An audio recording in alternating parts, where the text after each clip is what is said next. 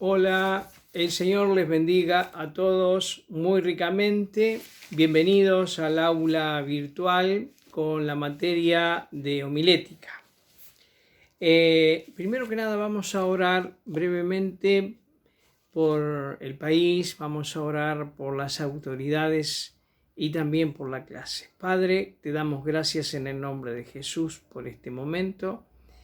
Y queremos presentar delante de ti las autoridades en Argentina, de Argentina, su presidente, todos los ministerios y todos los que están trabajando, Señor, para el bien de la nación y de la gente. Pedimos por los que están trabajando en la salud, en la seguridad, en la alimentación y en todos los asuntos que ayudan a la sociedad argentina. También pedimos por los empresarios, por los que trabajan. Señor, pedimos por los pastores. Guárdanos en este tiempo y da, Señor, sabiduría sobre los hombres y mujeres que están en preeminencia. En el nombre de Jesús pedimos la bendición sobre esta materia, sobre los alumnos, y esto pueda ser de bendición para tu pueblo y para la extensión del reino. En el nombre de Jesús, amén. Muy bien, vamos a continuar con homilética. Ya vimos la clase pasada los propósitos generales de la homilética. Van a aparecer allí en una sala donde están fotos, unos dibujitos donde están las flechas. Los propósitos pueden ser evangelísticos, doctrinales o devocionales. Quiero recordarles que deben hacer la tarea en la tarea número 1 a número 3, que en mi manual, en mi cuadernillo, está en las páginas 25 al 28. Esa tarea tienen que trabajarla porque forma parte del repaso de los contenidos que estamos tratando. Muy bien, hemos visto entonces el propósito, que quiere decir, ahí tienen el dibujo número 1, quiere decir en qué dirección va el mensaje, ¿no? Propósito significa objetivo, la meta o el blanco, a dónde queremos ir con el tema que vamos a presentar. Para inconversos, para creyentes, será doctrina, será devocional. Bueno, ese es el propósito que debe tener un sermón y que nosotros tenemos que tener al momento de comenzar a preparar un tema y desarrollarlo. Bien, también hemos hablado de las características que tiene el mensaje. Hay dos características muy importantes. En primero, básica y fundamental, el tema tiene que ser bíblico, o sea, se desprende del texto bíblico el tema. Y en segundo lugar, el tema tiene que estar actualizado, y esta es la labor del predicador o del maestro, es actualizar o poner en el contexto de las necesidades del momento el tema.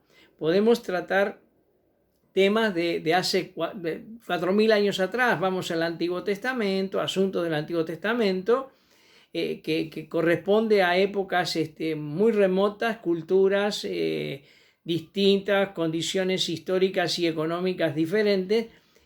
La tarea del predicador es ese tema, actualizarlo, ponerlo en el contexto de hoy y de las necesidades de hoy, para que el tema, tenga su debida interpretación. Eso requiere estudio, requiere dedicación.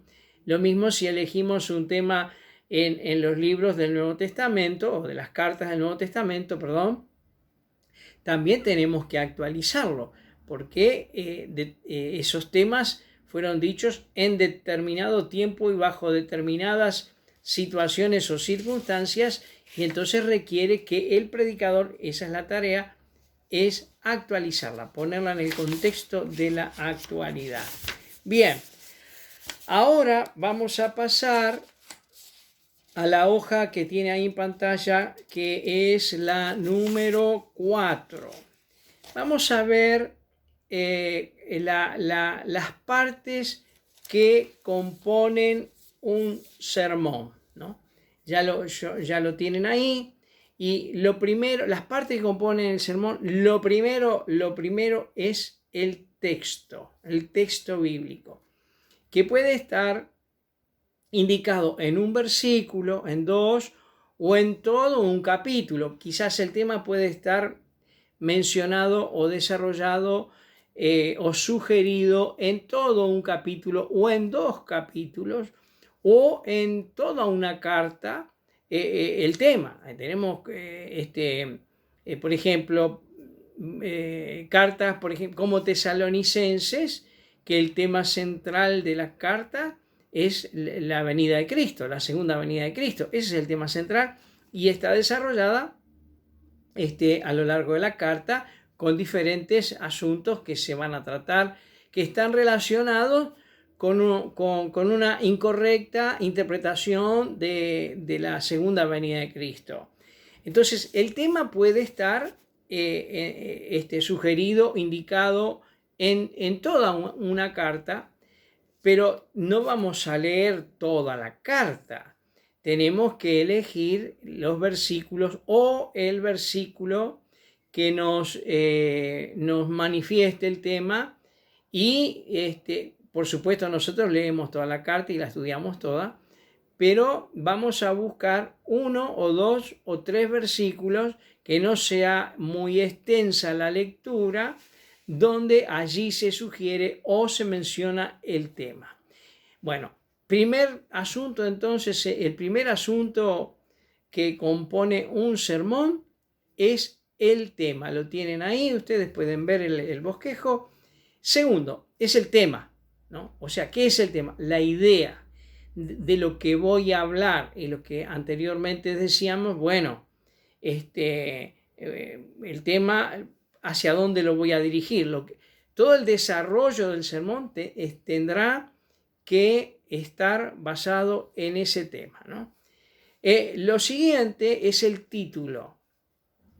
Ustedes no tienen en las notas esta presentación, yo lo estoy sintetizando de una para que tengamos claridad de todas las partes que conforman un sermón. Entonces, texto, tema, título. ¿Qué es el título?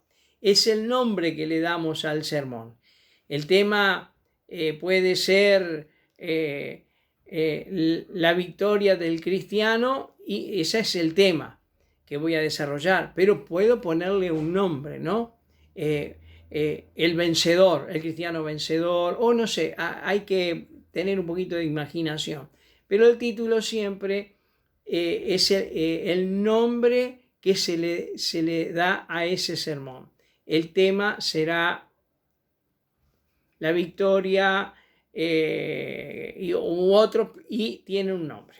Después viene la proposición, que es la propuesta.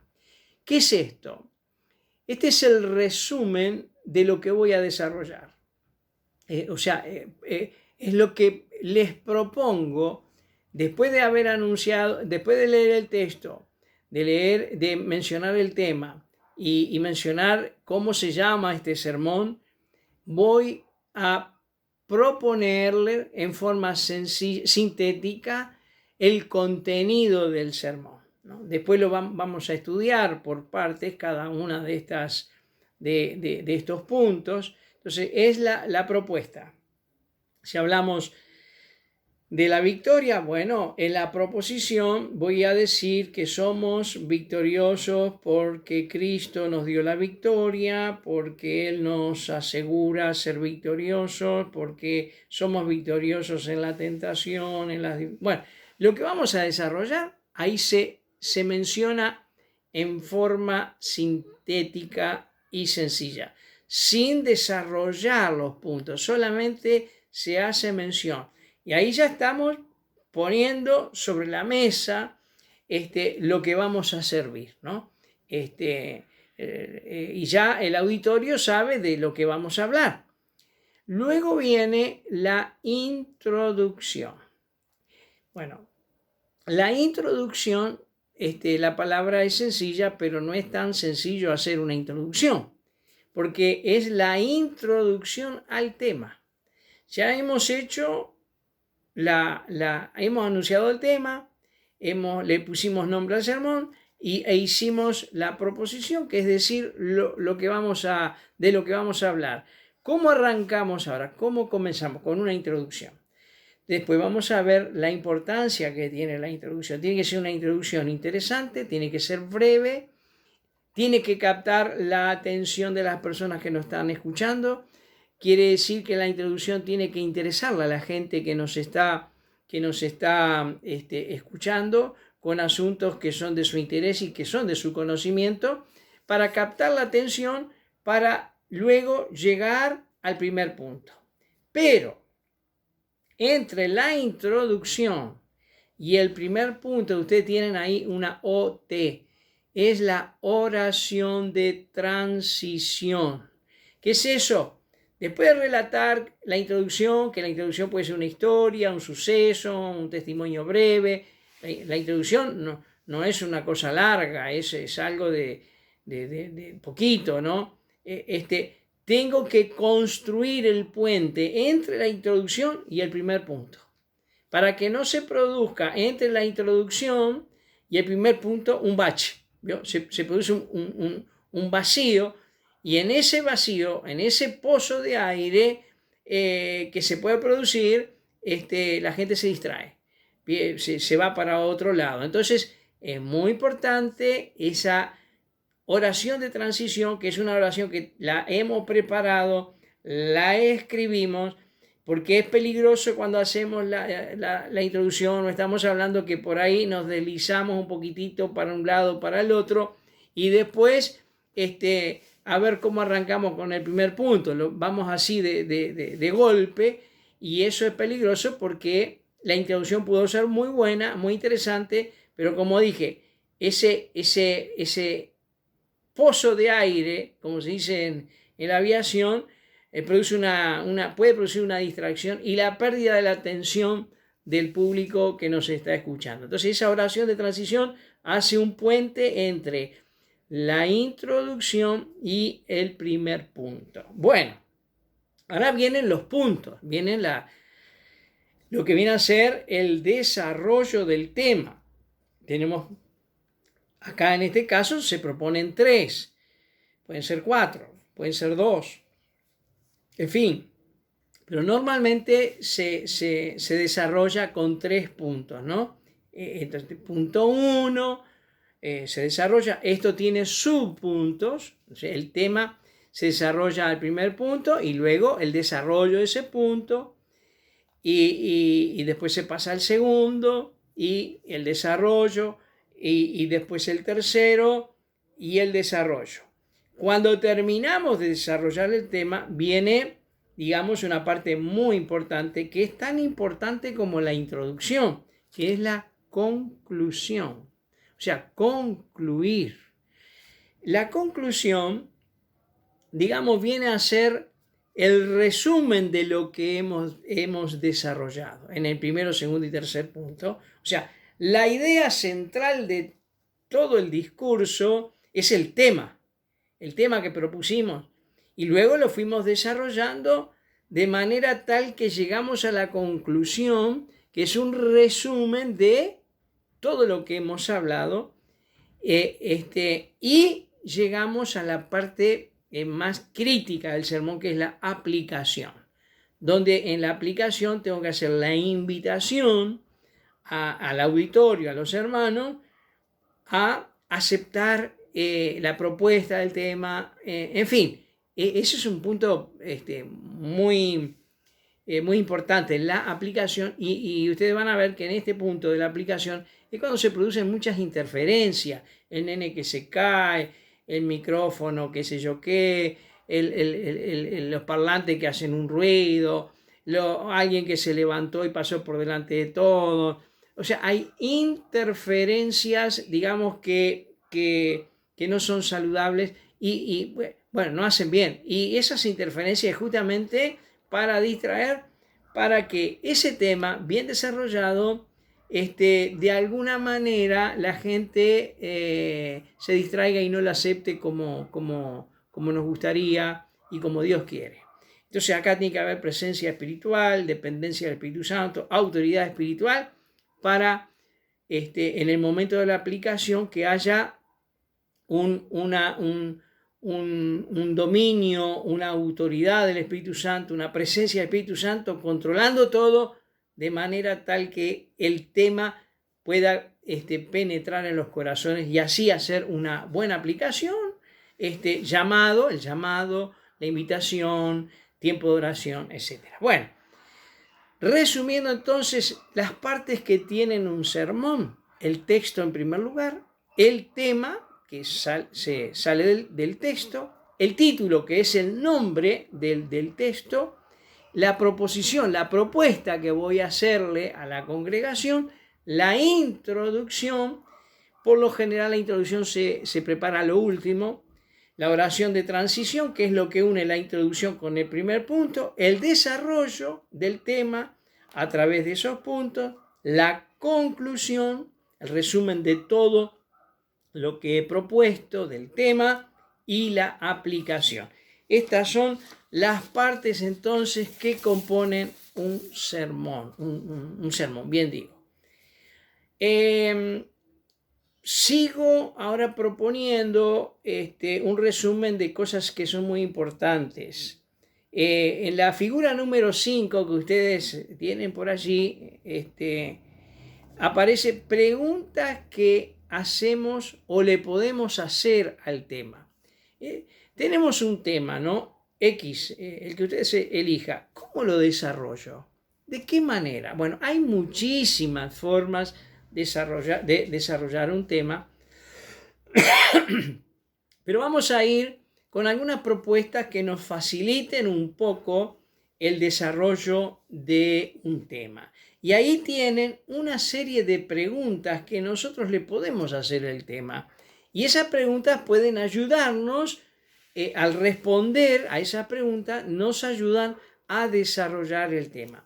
Todas estas preguntas son una propuesta, no es que le vamos a hacer todas, pero podemos utilizar algunas de estas preguntas a los efectos de desarrollar el tema en una forma lógica, no desordenada. Entonces, pregunta, por ejemplo, el tema puede ser el amor, ¿no? Entonces le preguntamos, ¿qué es el amor? Entonces empezamos a ver qué definiciones, o qué ilustraciones, qué ejemplos podemos utilizar para desarrollar el tema del amor, haciéndole la pregunta. Otra pregunta que es un poquito semejante es, ¿qué significa? ¿Qué significa? ¿No? No solo, ¿qué significado tiene? Entonces, bueno, eso nos ayuda a investigar y a buscar respuesta. No tienen que ser las dos preguntas. Uno elige la pregunta que mejor me ayuda a desarrollar el tema. Entonces, otra pregunta, ¿por qué? ¿Por qué? ¿Por qué el amor o por qué le hacemos esa pregunta al tema que vamos a hablar, ¿no? Entonces, el por qué, digamos, nos hace, como dije, nos ayuda a orientarnos en el desarrollo de ese tema. Otra de las preguntas, ¿cuándo? ¿Cuándo? Le preguntamos al tema, ¿cuándo? Sí, por ahí el tema no corresponde, no le corresponde esa pregunta. Entonces buscamos otra pregunta, ¿cómo? O sea, el cómo y el para qué, que es la otra pregunta, digamos, vienen a ser casi las últimas del desarrollo, porque, o sea, ¿cómo recibo el amor de Dios? Ya es lo último, ya hablé del significado, de por qué es necesaria, y ahora, ¿cómo lo recibo? ¿No? Y otra pregunta que también tiene que ver con casi que el final del desarrollo de un tema, ¿para qué? ¿Para qué? ¿No? Bueno, son preguntas que nos ayudan a desarrollar los puntos, los temas del punto. Como dice ahí, nos ayudan a desarrollar el tema en forma lógica y también con una suerte de orden. Bueno, vamos a pasar, yo voy a ahora, tiene la foto número 6, vamos a pasar a un ejemplo, un tema. Yo puse el perdón, ¿no? como tema. Aquí no mencioné texto, introducción, simplemente un ejemplo para mostrar cómo utilizar las preguntas. El tema es el perdón y tenemos 3 puntos, 1, 2 y 3. En esos puntos nosotros vamos a desarrollar el tema del perdón. Y le hacemos la pregunta, ¿qué significa perdón? ¿Qué significado tiene? Y ahí tenemos que desarrollar el significado de perdón. El segundo punto de este sermón, del desarrollo, puede ser, ¿por qué tengo que perdonar? Entonces ahí uno estudia por qué, las razones, desarrolla. Ahí puede poner, qué sé yo, testimonios de algunos testimonios siempre bíblicos, de la Biblia, de algunos que no perdonaron y qué consecuencias tuvieron, por dar un ejemplo, o va por otro camino, ¿no? Textos bíblicos que hablan de la importancia del perdón y las consecuencias de no perdonar, en fin. Y el punto 3, que fíjese, es cómo perdonar o cómo puedo perdonar. Entonces ahí tenemos que mostrarle el camino de cómo puedo perdonar, de qué manera puedo perdonar, qué tengo que hacer para perdonar. Y bueno, entonces se da cuenta que estas preguntas nos ayudan a desarrollar un tema. Repito, aunque ustedes lo tienen ya a la vista, yo no le hice todas las preguntas al tema, hice las que me parecían las más adecuadas y que tienen que tener un orden también. Yo no puedo comenzar con la pregunta del punto 3, ¿cómo perdonar? Ni tampoco, ¿por qué tengo que perdonar? Tiene que haber un orden, una gradualidad.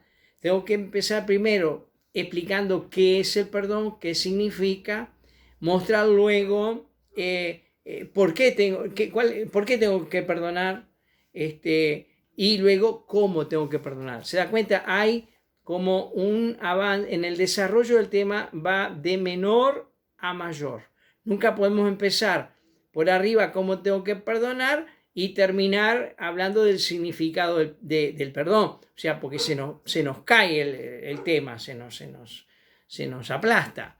Entonces hay que comenzar considerando primero la plataforma de lo que significa, y etcétera, y luego ir que el tema vaya creciendo al punto de llegar a la parte más elevada que se llama el clímax, ¿no? Donde va a venir después la conclusión y la aplicación, ¿no? Si lo hacemos al revés y llegamos lo aplastamos el tema, ¿cómo vas a concluir con un tema que lo aplastaste, que lo empezaste al revés y luego aplicarlo? O sea, no. Entonces, ese es otro detalle, después lo vamos a ver, eso está en sus notas. Y ahora, ya el tiempo se nos va, vemos, tengo ahí la número 7, la foto número 7, Mateo 11:28. Un ejemplo de un sermón textual. Este sermón se llama textual porque el tema está en el texto de Mateo 11:28 y su desarrollo también está en el texto. No todos los sermones van a estar en un solo versículo, ¿no? El tema va a estar en un versículo, pero el desarrollo va a ir por distintas partes de la Biblia o del capítulo. Pero se llama sermón textual porque el tema está en el versículo y su desarrollo está también en el versículo y se desarrolla en la misma manera que el versículo lo propone. En el capítulo 11 y versículo 28, Jesús dice, venid a mí todos los que estáis trabajados y cargados, que yo os haré descansar, ¿no? Un pasaje súper conocido. Y el tema acá, fíjese, puede ser el llamado de Jesús. El llamado de Jesús, ¿no? Ese es el tema, está ahí en el versículo. Y bueno, ¿cómo lo desarrollo? Entonces, punto 1, el llamado de Jesús, ¿para quién es? Para todos, para todos. O sea, y aquí está hablando, Jesús llama, venid a mí todos. O sea, acá no hay elección de alguna clase social, no es solamente para los pobres, es para todos, pobre, rico, clase media, clase alta, intelectuales, gente que no tiene conocimiento. Este llamado es para todos. Segundo, el llamado de Jesús es para los trabajados y agobiados, ¿no? Entonces ahí hay que desarrollar qué significa estar trabajado y qué significa estar agobiado, ¿no? Es para la gente que se siente fatigada, agobiada por una vida donde las cosas, bueno, etcétera, etcétera, etcétera, ¿no?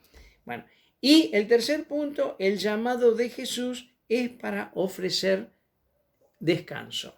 El descanso que el trabajado y cargado o agobiado necesita se encuentra en Jesús. Y Jesús está llamando a todos para ofrecerles el descanso. Bueno, ¿cómo desarrollamos una idea así rápida, casi improvisada? El llamado de Jesús es para ofrecerte descanso y Jesús nos puede ofrecer descanso porque Él en un momento dijo, consumado es.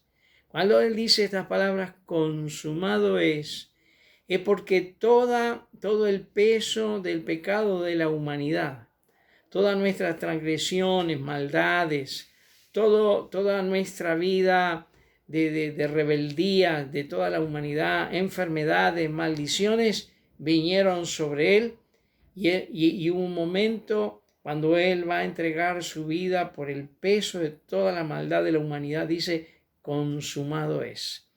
Ese consumado es, da comienzo a nuestro descanso.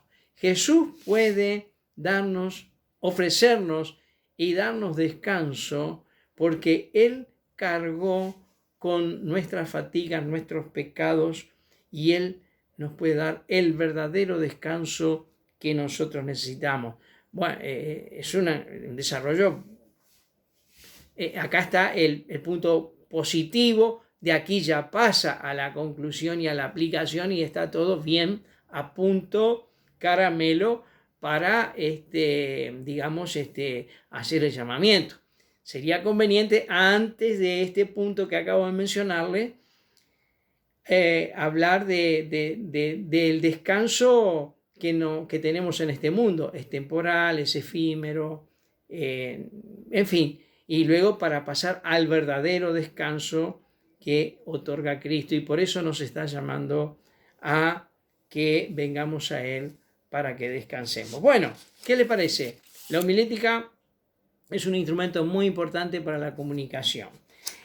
Ustedes ahora tienen por allí ejercicios.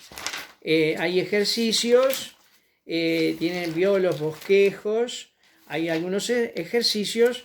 El primero está en mi página 19, donde está el texto, el tema, título y introducción, desarrollo y conclusión. Vamos a comenzar. Trabajen ahora, elijan un texto, fíjense cuál es el tema, el título lo dejamos para más adelante y desarrolle los 3 puntos que está aquí. Tampoco desarrolle la introducción, solamente texto y tema y los 3 puntos del desarrollo, hágalo con lápiz y después me manda una fotito. Y vamos a ir viendo, después lo vemos acá en clase. Es muy posible que la semana que viene tengamos la clase en forma de videoconferencia, porque hermanos, subir los videos es un video de 15 minutos, horas, porque ahí están muy saturadas las redes ahí. Entonces capaz que vamos a hacer videoconferencia, para ustedes es más complicadito porque tenemos que convocarnos a una hora y prender entrar al aula todos juntos, y bueno, pero es lo que vamos a tener que hacer seguramente. Bien, ahí tiene otro bosquejo, pero bueno, trabaje con este que es el más sencillo, página 19, es el primero que hay en el cuadernillo. Muy bien, hermanos, ¿qué les parece? ¿Qué le ha parecido la homilética? Estoy hablando un poquito rápido, pero es por razones de no cortar. Ya debía haber cortado a los 15 minutos. Pero bueno, espero que esto les ayude, les bendiga. Y si alguna cosa no le quedó bien clara, me manda un mensajito por WhatsApp y voy a procurar responderle. Y si no, lo dejamos para la próxima clase. Doy un explicativo. Además, por ahí también puedo hacer un videíto y subirlo, y queda allí en el aula y ustedes lo pueden mirar en cualquier momento, en cualquier día, con las respuestas o asuntitos que ustedes tengan. Bueno, el Señor les bendiga a todos muy ricamente, y no se olviden que seguimos estudiando homilética aquí en el aula virtual del Seminario Bíblico de Fe. Los espero la siguiente semana, y en cualquier momento nos reencontramos en algún videíto explicativo o algo que podamos sumarle a esta clase. Dios les bendiga, será hasta la próxima.